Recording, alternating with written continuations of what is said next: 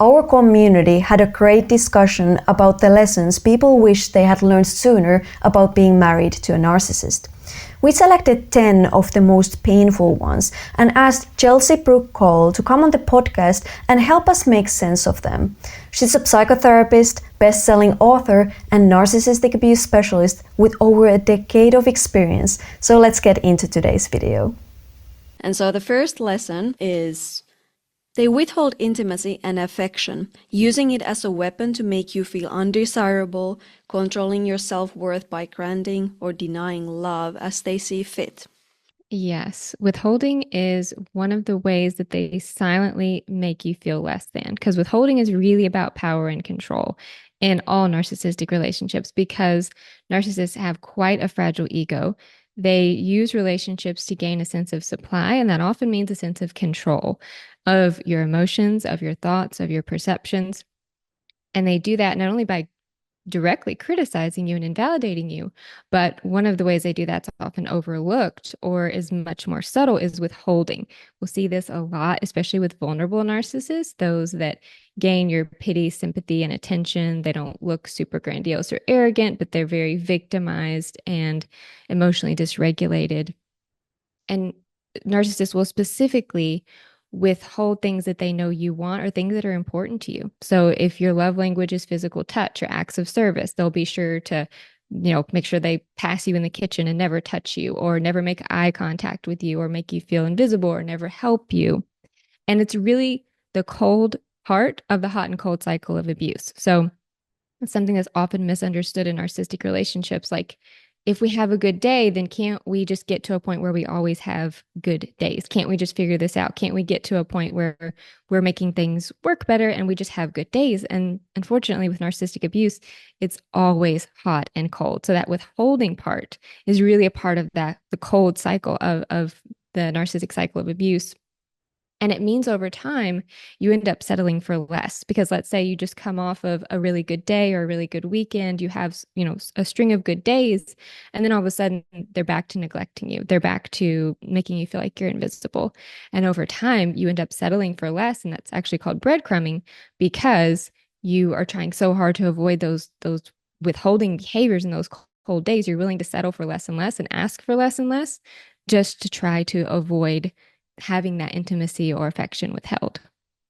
Yeah. Thank you so much for that explanation. I think that was really great. And it really makes you feel very undesired or unworthy whenever you then attend, whenever that cold period starts or they start to withhold, because it's like, it doesn't happen in normal healthy relationships. And if you haven't experienced narcissistic abuse before, and then you end up in this relationship, of course you might very easily to start to believe that, oh, there's something like I did or something undesirable about me or unworthy about me.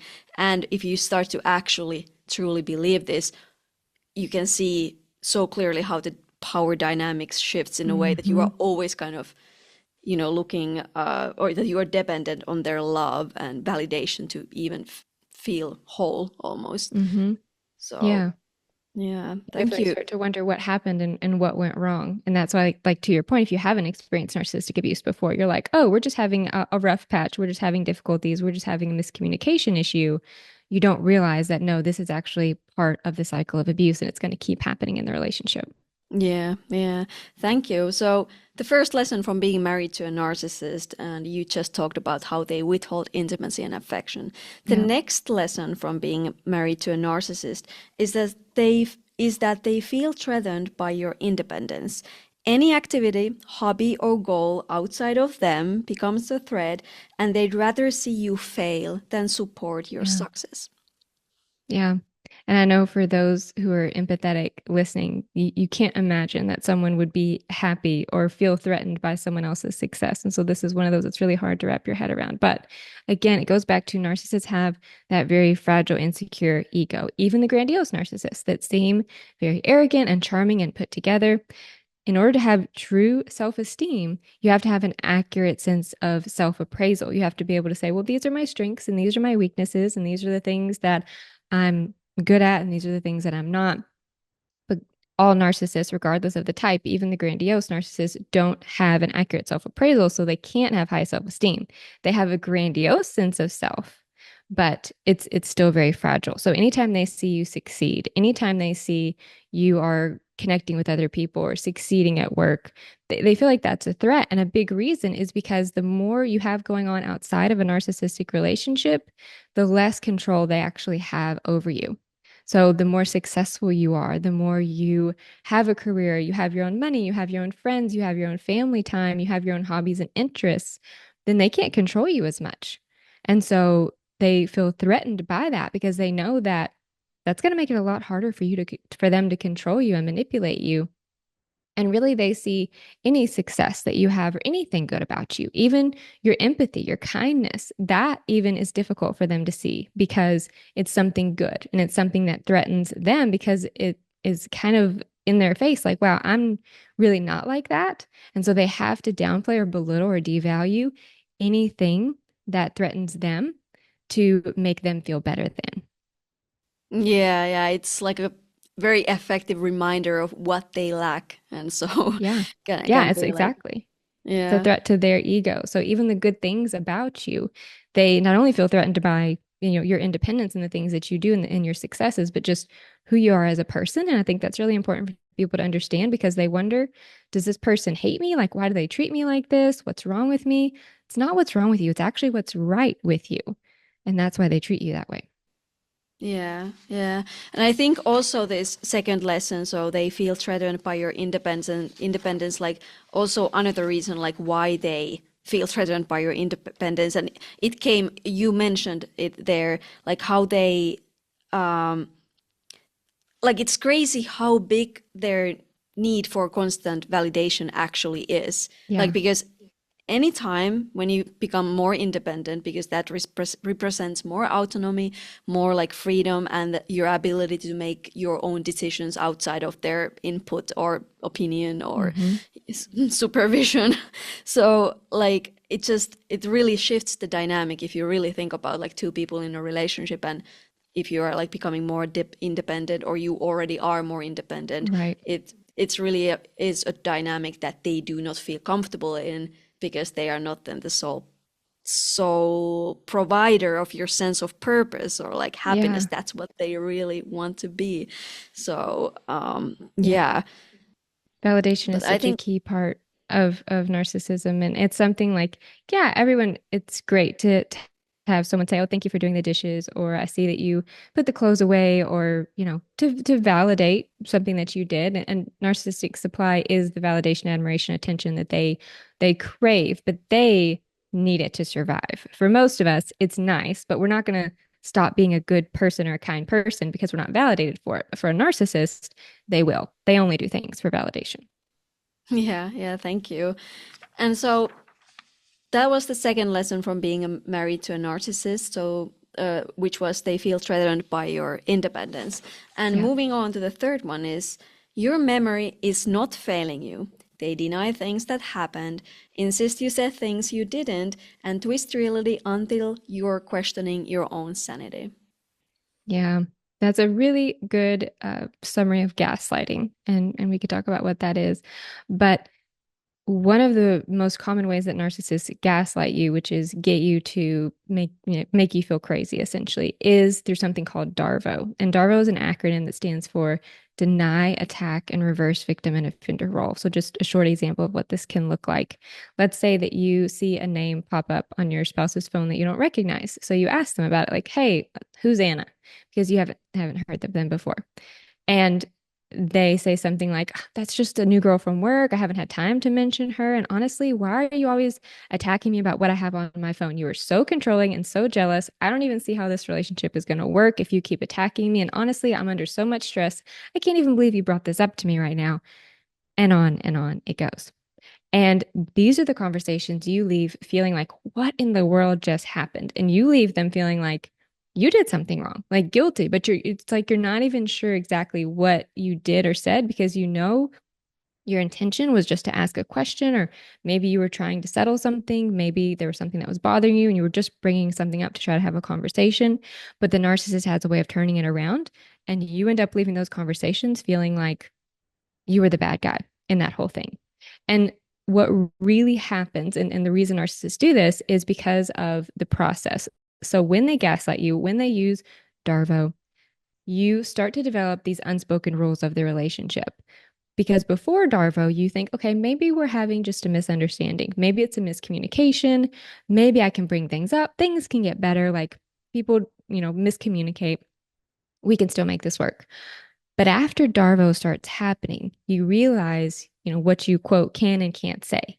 You realize the things that are going to start an argument or cause a disagreement, or you just start knowing in your body, like if I bring anything up, I always feel awful and worse afterwards. So you start conditioning even yourself on what you will or won't bring up. And then you blame yourself for any, quote, slip ups, anytime that you bring something up, and then you'll beat yourself up and think, oh, I knew I shouldn't have said that or brought that up. That was stupid of me to say. And ultimately, that also can lead you to isolate from other people and disconnect, especially from people who don't understand what's going on in your relationship. And you probably don't even know at that point what's going on in your relationship. And ultimately, the reason narcissists use gaslighting is because they want to become the filter through which you see the world and yourself, because they know that being inside your head is the most powerful place they can be. Yeah, thank you. And thank you so much for like talking about, I think when you mentioned the unspoken rules of the relationship and how you leave these situations and interactions Yep. being like, okay, yeah, that was my fault. I can't say that I won't set them off Right. like that anymore. All that plus like what you just said, that how they want that you see the world and yourself through the reality that they kind of present Yes. and create, Right. that instills so much fear and shame and like just Mm, like so much negativity. And like it, so no wonder like either healing from these relationships or leaving these relationships can be so hard if you really think about like what's happening or what happened. yeah. So it's Yeah, because your reality is taken from you. So like and so many times people are like, I don't even know who I am anymore. I don't even know what I like or what I don't like or what I think about things, or I don't know what my opinion is anymore, and they don't know why. And again, that adds to this sense of like there's something wrong with me. Why do I not, like, who doesn't know who they are? Like why can I not even say if I prefer the heat on or the heat off, or like what movie I like? It's like I don't even have an opinion anymore. And it's because you have been gaslit for so long that at this point you don't even feel that it's safe to have your own opinion. And that's something that happens so subtly, so slowly over time, but it's not you, it's what's happening to you. yeah, yeah. Thank you. So the third lesson from being married to a narcissist, like your memory is not failing you. And the fourth one we Yeah. have here is that they exploit your mental health struggles. They latch onto your anxiety or depression, calling you unstable to gaslight you into Mm. believing you're mentally ill. Yeah. And this is a continuation of gaslighting, certainly. They need to make you the problem because narcissists have an insecure, fragile core, and they protect that core through rigid defense mechanisms. Most commonly, denial, saying that that didn't happen. They never said that. They don't actually mean that. They're actually not a bad person. They don't make bad choices. They're actually a good person. So they deny reality. They project. They say that you are who they are or that you're doing what they're doing. And they gaslight. So, what is gaslighting? Because it's not something that can just happen one time. It's not like that someone can just come up to you and say, hey, the sky is purple and you're crazy if you don't think so. And you're like, oh man, you just gaslit me. No, they're actually, it's a pattern and it's a process. So, the first thing that you need for someone to gaslight you is there has to be some kind of relationship there. There has to be a sense of familiarity, of assumed trust, or some kind of attachment, because that is key for you to even believe what this person might say about you. The next step in gaslighting is lying. There is a denial of reality. They will totally lie about things that they said, things that they did, things that happened, things that you said, things that you did. But what really differentiates just lying and brings it up to gaslighting is that third step of they make you believe that you're crazy or that there's something wrong with you. So what often happens in these relationships is you are experiencing more rumination. You are experiencing more anxiety, more hypervigilance. You are feeling more depressed or a lack of motivation. And narcissists, of course, are pointing this out. They're saying, oh my goodness, you are always so ruminative. You overthink everything. You're so sensitive. You're so emotional. Like, what's wrong with you? So let's say you do go see a therapist because you know that you have been feeling off and something isn't quite right. And they've been pointing it out and you've been feeling like something is wrong. And then let's say you do get diagnosed with, mild depressive disorder, generalized anxiety disorder, OCD, or something like that. Oh, well, now the narcissist really has something because they are going to take that and feed that back to you. They're going to say, I told you something was wrong with you. It's not me. It's not because I'm betraying you or being inconsistent or lying to you or gaslighting you. It's because you're anxious and that's why you overthink everything. Or it's because you're depressed and that's why you're never happy and you're never happy with me. And they do this because it works for them. They can gain a lot from this because they're either going to be able to say, hey, you're basically the problem here. And that's why we're having these issues in the relationship. It's not me, it's you, as you can see from your diagnosis. And they're going to gain supply by what they can say to other people about it. So they'll be able to look like the hero if they say, oh, so and like my spouse has these mental health issues and I take care of them and I try to support them. Or they're going to get sympathy by saying, look what I have to deal with. I, they're having this depressive episode or they ruminate a lot. They have all of this anxiety or their OCD or they're bipolar, or like whatever they're saying about you. And then they're going to get sympathy from other, try at least to get sympathy from other people to say, look how amazing I am and look how great I am for either supporting you or having to deal with, your quote, mental health issues. Either way, they get to walk away feeling like you're actually the problem and it's not them. Yeah, yeah, thank you so much. That was very well explained. And that just made me think like I bet so many people can relate that how many times you have been like if you reflect back your relationship with the narcissist, like that you were always talking about either your mental health struggles or that there's something wrong with you. And like it's Yeah. like how is the like and even if you try to ever like be like hey but it's not just me like you too either behave x ways and bring up examples and then all of a sudden you Right. are being an unhealthy communicator because you are bringing up like you're not staying in the topic and all that but like it's crazy how like we might recognize that oh we are only talking about like quote unquote my issues and how everything is wrong with me and Yep. it's just so hard to like shift that dynamic either. I mean it's not hard to like be like hey but I think there's also a problem in way you behave but it's just so it just shows like how difficult they are because you are unable to like discuss that in any meaningful way Right. or level Nope. because everything that you bring up they either somehow it's not valid somehow Yeah. like whenever you try to bring up like something like you think that hey maybe you are playing a role in this as well somehow it's just Yeah. it never is valid like it never is enough No. but then you do one thing or some small thing and that's like the like all of a sudden That you becomes the whole issue. Yeah, yes yes exactly. Yeah, there's no way to get support really. I mean, and it becomes tricky because, yeah, you are experiencing more anxiety and hypervigilance, but where's that coming from? And a narcissist is never going to acknowledge that they're part of that problem. So you can never have a real conversation with them about that and have it really addressed in the relationship. And so you end up having to find other ways, like hopefully listening to podcasts like this to understand, oh, let me put my hypervigilance and anxiety in context. Like it's not because I have some kind of issue, it's the relationship that I'm dealing with. And these are very understandable symptoms from being abused. yeah thank you so this was like the lesson number 4 and they exploit your mental health struggles. What about the number 5? So they sabotage your relationships. They plant seeds Mm-hmm. of doubt, gradually isolating you from friends and family so you feel alone, making it harder to see their behavior for what it is. Yeah, so much. Narcissists know that isolated people are easier to control, and they isolate you in so many ways. So they will monopolize your time.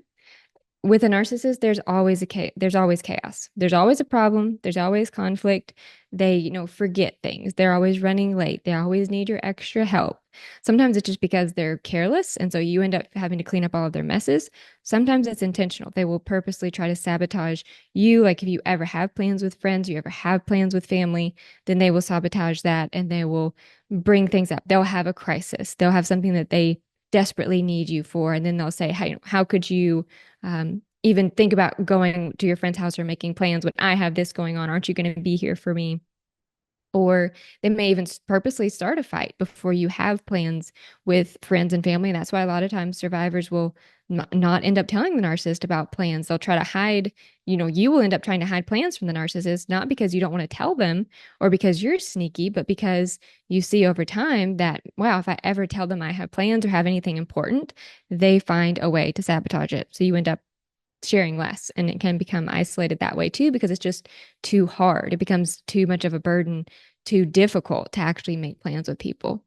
And another huge way narcissists end up isolating you is because they triangulate you. And narcissists are really good at this. So if you think of triangulation, as like a triangle, and instead of you just talking directly to someone, the narcissist gets in the middle of that. So now there's three people involved, but with narcissists, they are usually that silent third person. So they are telling you what someone else is saying about you that they're probably not saying. And then they're telling other people something that you're saying about them that you're not saying. And so it gets into this really weird space where you start to think that, oh, well, my friend never told me they were upset with me for having to miss that dinner or not call them back.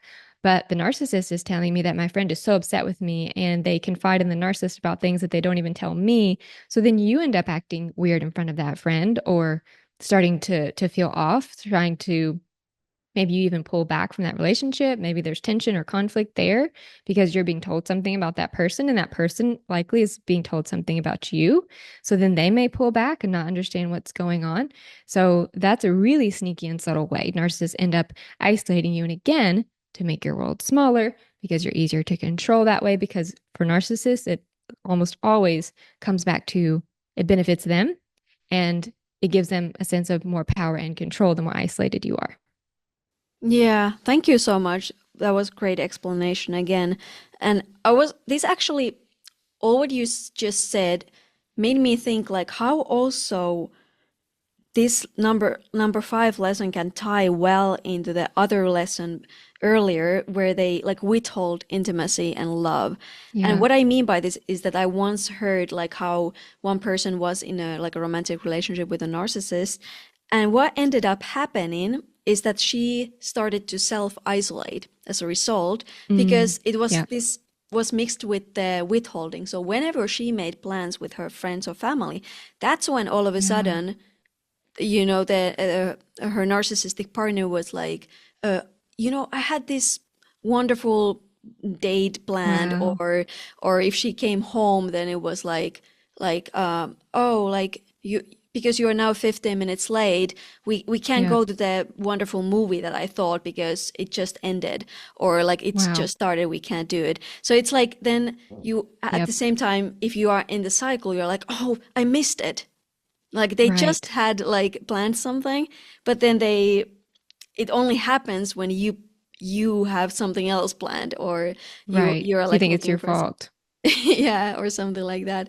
So that's like Hmm. also how these things can tie together. Like obviously these are like Hmm. interconnected, but that can very easily, I think, lead to self Mm. isolation as well. Yeah.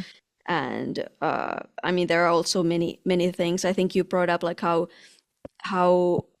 it becomes difficult to have plans or make plans with people because you might end up canceling them a lot. Also, I Yep. think many people might relate to this is that if you start to kind of understand that there's something wrong, but you are not ready yet to really accept it, then just being around with people who Hmm. are healthy and might have actually commented something about because they see that how your well-being has gone Yeah.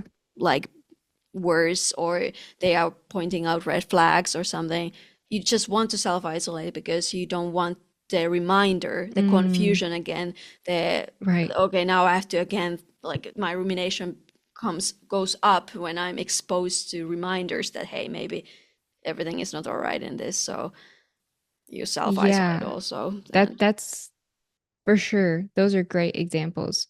Yeah. So you end up isolating from people because you may not be ready to see the truth of your relationship and even being around them, or they are willing to say something or call out the narcissist, and maybe you're not willing to.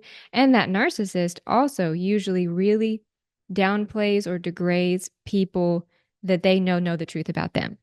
So a certain family member or a certain friend that the narcissist knows kind of, has their number and knows that the narcissist isn't really a great person, the narcissist will work even harder to isolate you from that person. Yeah, thank you. So it That's a works both ways. yeah. Yeah, well, that's true. And then so this was like the lesson 5, so they sabotage your relationship Yeah. and yeah, so the number 6, the next one is like they turn kindness into a liability. So the Mhm. empathy you offer becomes a weapon as they exploit your patience and compassion, then blame you for letting it happen. Mhm. Yes, this is another really sneaky way. So in a narcissistic relationship, forgiveness is seen as permission.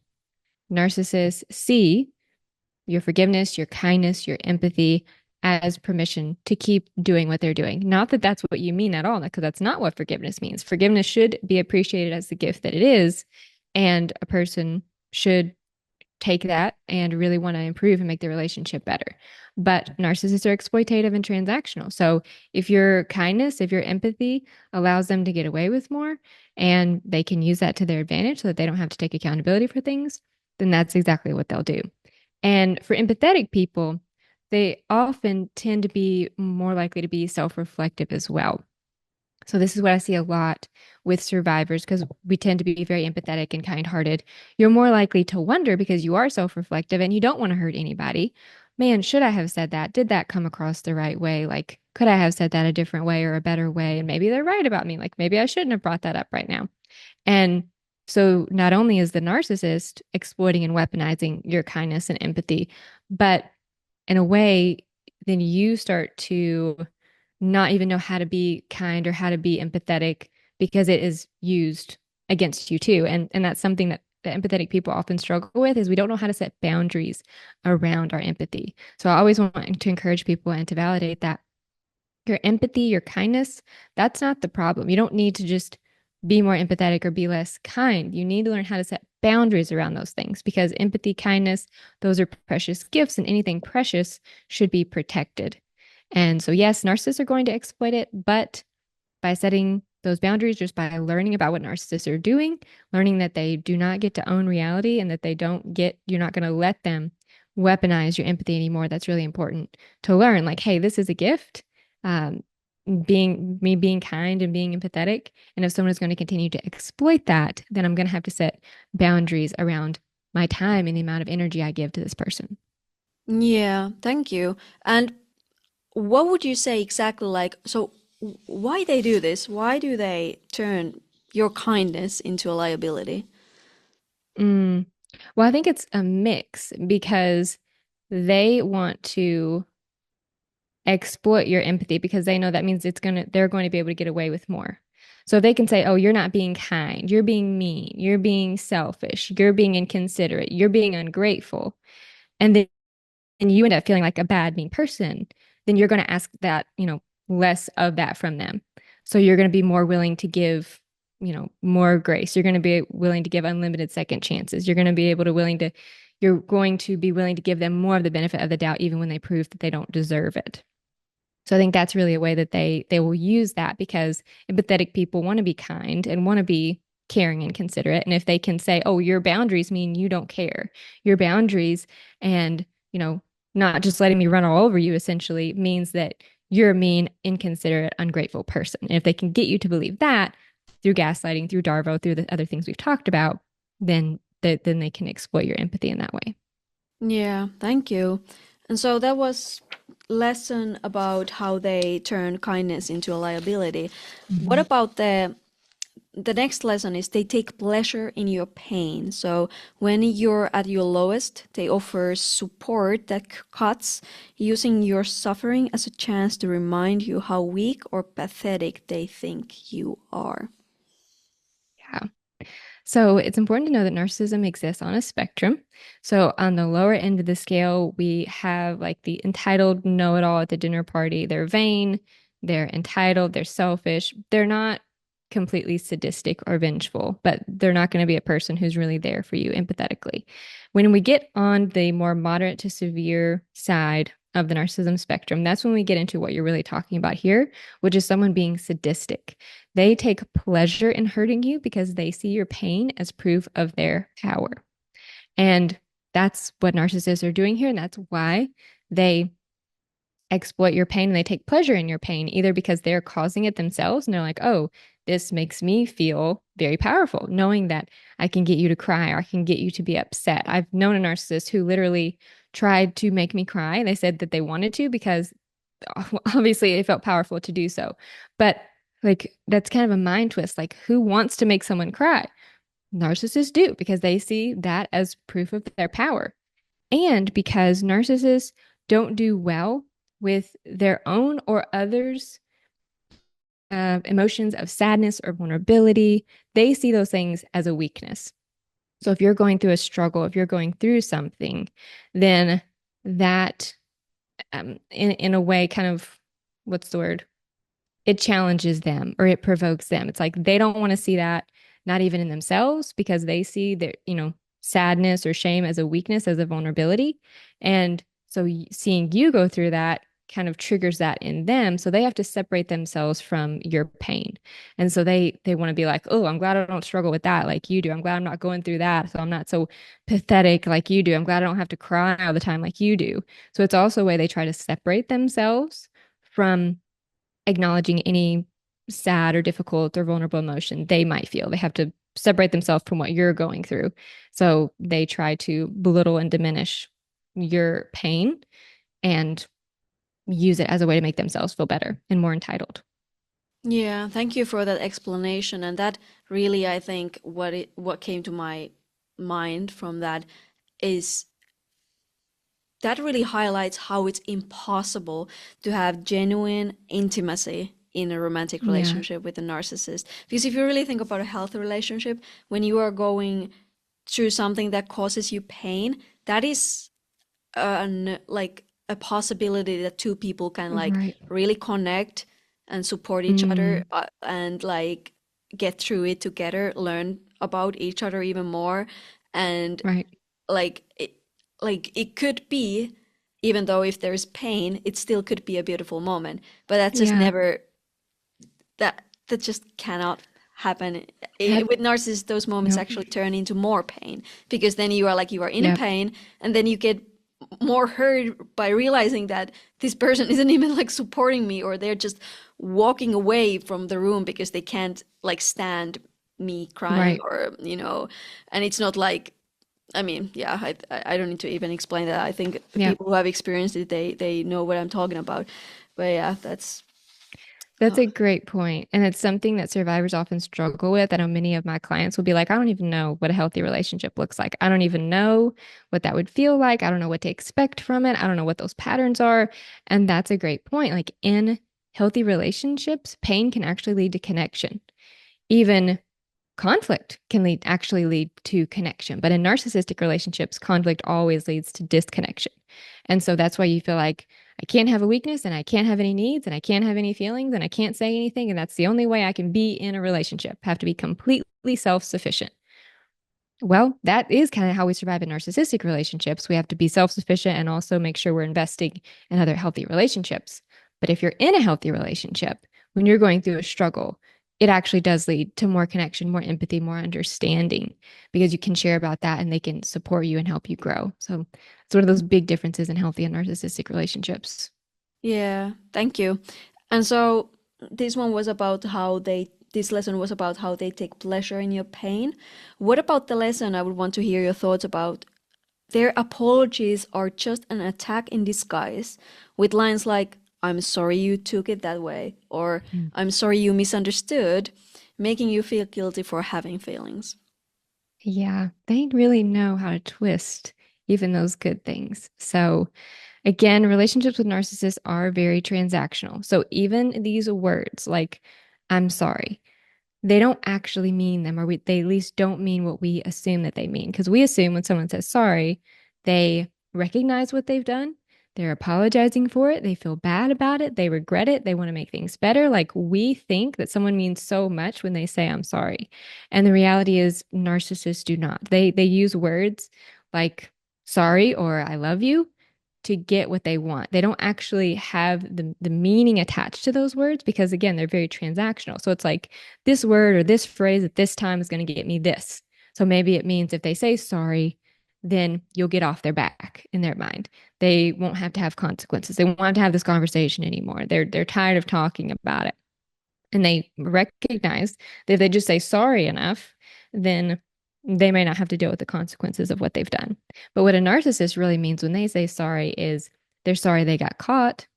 They're sorry that there are any consequences. They're sorry for themselves, but they're not sorry for what they did. And they're not sorry in the sense of, oh, I recognize what I did to you and I'm sorry and I regret it and I want to do better. They're just sorry that they're having to have this conversation.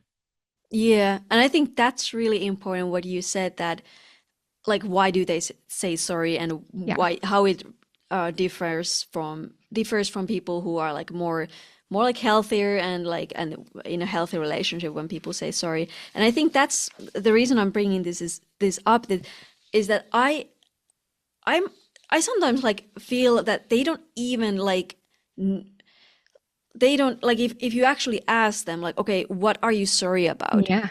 that's Yep. a really good question. Like if they say just like I'm sorry, then you're like Yeah. okay what are you sorry about, because then they might say well I'm sorry that you took it that way, then they might Yep. continue and that is very revealing that oh Yep. you don't even know like that's not the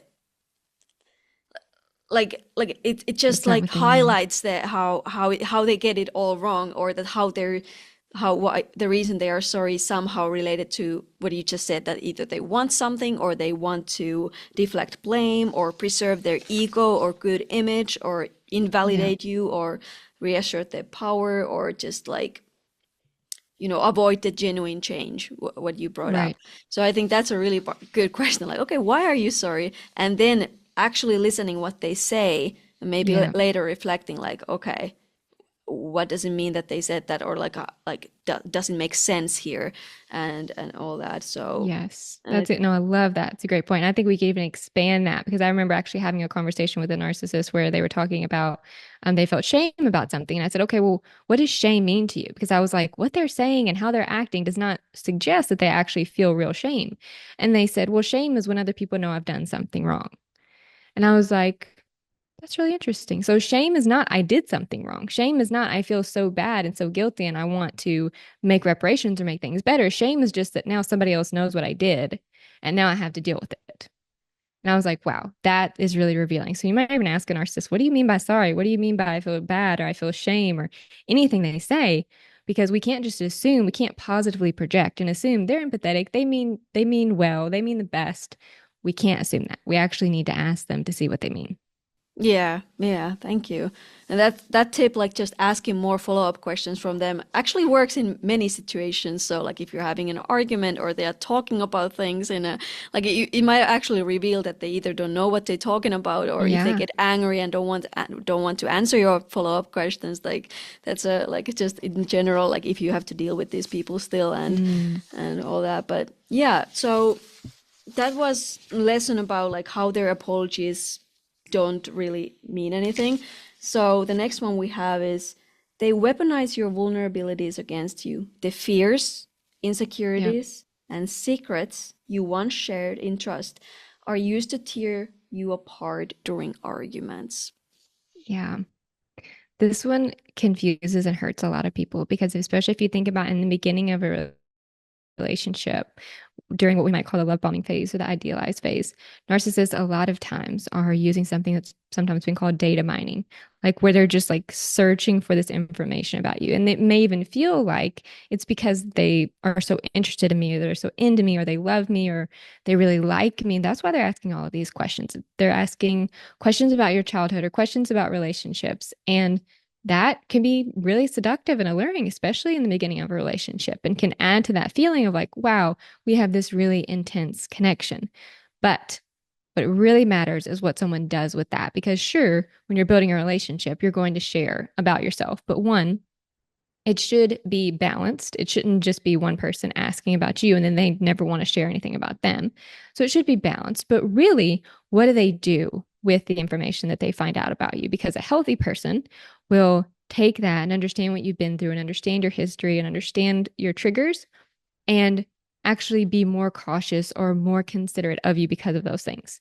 So they may even say, "Oh yeah, I understand based on what you've been through, how, what I said could have been hurtful. How can I say that in a way that would be less triggering?" Like that's a healthy person's response. And I know for those who are dealing with narcissists, they're like, does that really exist? Like that never happens. Because you would never see that from a narcissist because what they do is they're going to take your vulnerabilities, your insecurities, your weaknesses, just even knowledge about your childhood or past relationships. And they're going to take that and feed that back to you as proof that that is what's wrong with the relationship. So this really adds to the chaos and the confusion and the guilt in these relationships because you wonder, well, I did have that past and I have been betrayed before and I did grow up with a dysfunctional family. So maybe I don't know what a healthy relationship feels like. Maybe I am just projecting things that I've been through or, things that I've been through onto this person and they really are good to me and kind to me, but I just can't see it because of the past relationships and betrayals that I've been in. This is why part of what I talk about in my book and part of what I work on with clients is it's not enough to know about the narcissist. You also have to understand you and not from a sense of like, what's wrong with me, but understanding yourself so that you own what is true. Like, yes, that's a trigger for me. Yes, I have been through these betrayals. Yes, this did happen to me, but it doesn't mean that I am wrong about the narcissist. It doesn't mean that I just I'm actually not being gaslit. It's because of my past. Like you have to understand both because narcissists are going to use all of that and say, well, it's you. That's the reason that we have this problem in this relationship. But if you already know that about yourself, then you take your power back and you say, nope, actually, I know that about me, but what you did is still not okay. Yeah. And you and also like I think they find if you share like your past or like what Yeah. happened to you or what you did or like anything about your before you met them, they're really good at finding every little mistake or Mm, big mistakes too. Like because yeah. there are big mistakes sometimes too, or like or things you regret or you already feel very bad about or guilty or shamed. Yeah. And those are also very powerful when they are using them in a way that like, okay, that means that because I did X, it means that I am Yeah. forever going to be something, Yep. whatever they, then. So but yeah, I liked your kind of tip that it really is a constructive and practical way forward that if you then think about like, okay, yeah, they said this and that.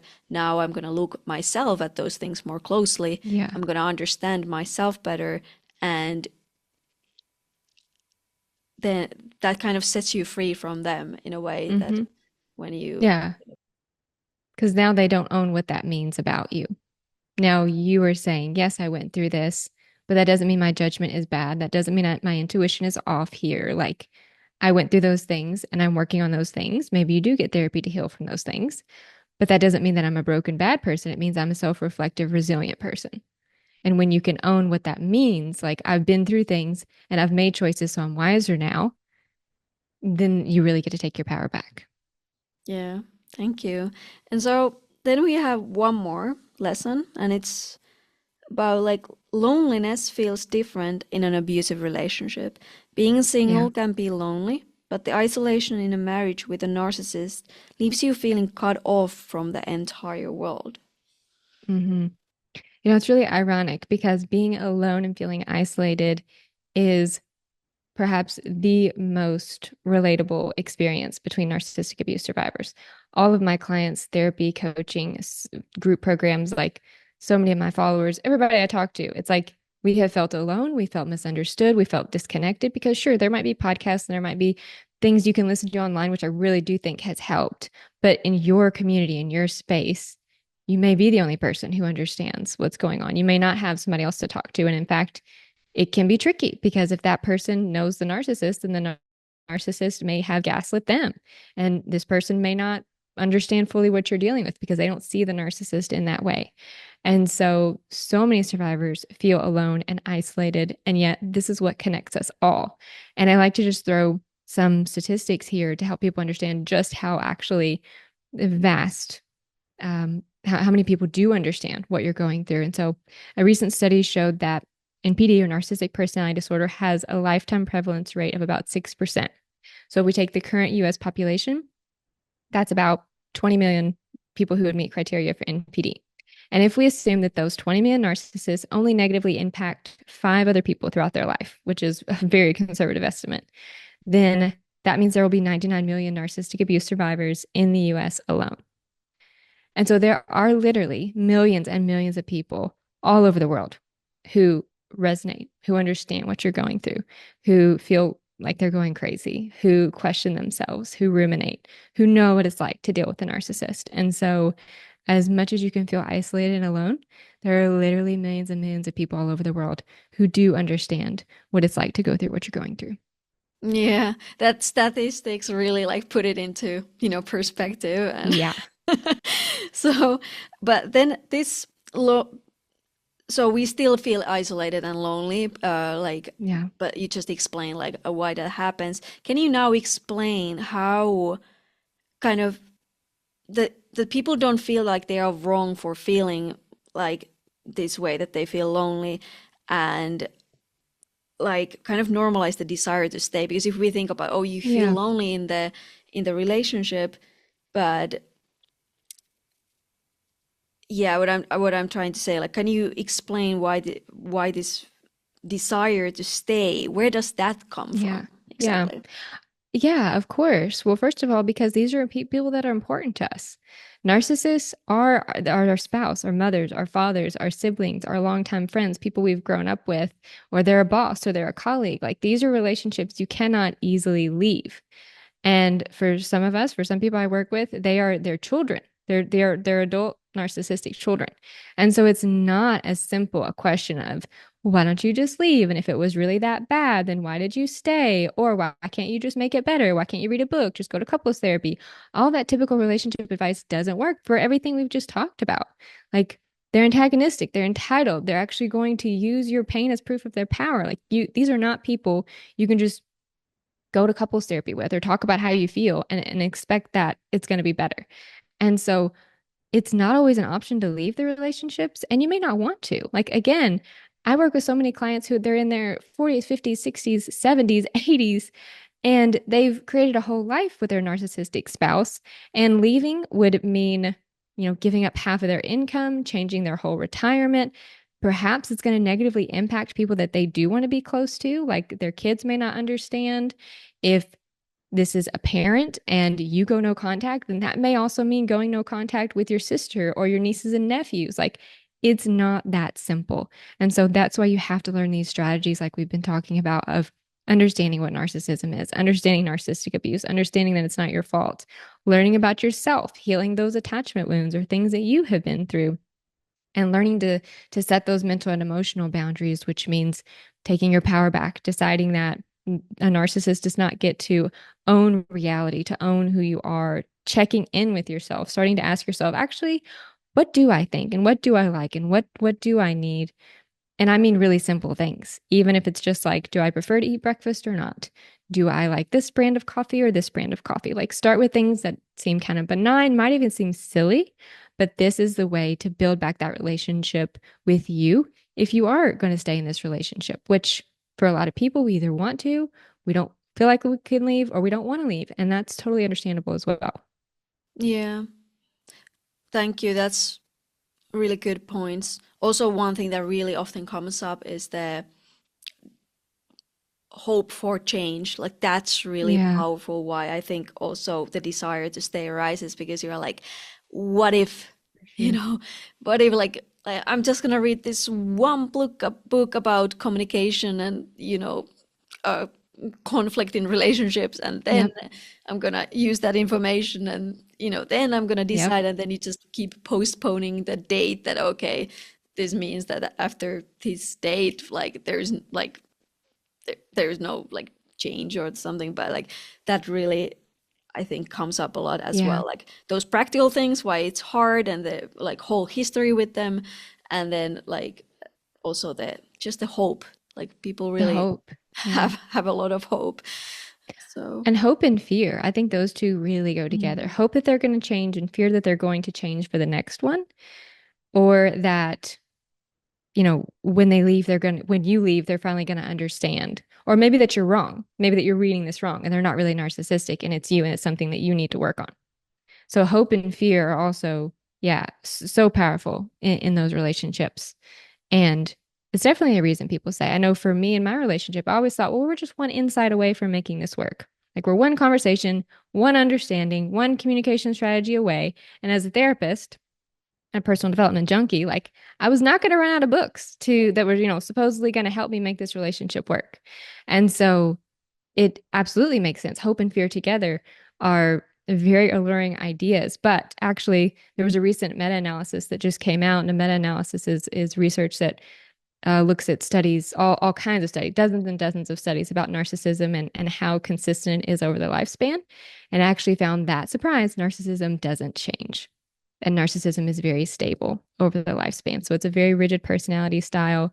And so if you're resonating with this and you're like, okay, they check all the boxes, they are narcissistic, is this going to change? Like, should I have hope?